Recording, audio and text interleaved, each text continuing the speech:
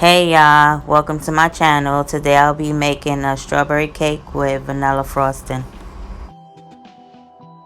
Okay, so I'm just opening up the cake. I'm going to pour the cake mix in a bowl. Then I'll be adding 1 cup of water, a half a cup of oil, and 3 eggs.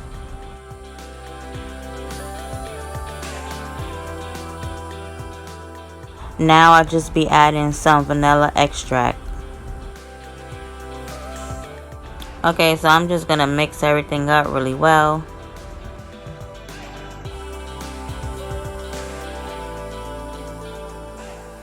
Okay, so I got my pan with butter. I'm just going to pour the mix in and put it in the oven.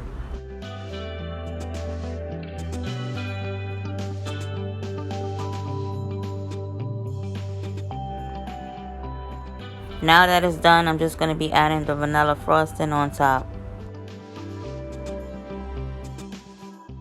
Okay, so I decided to add some sliced strawberries on top.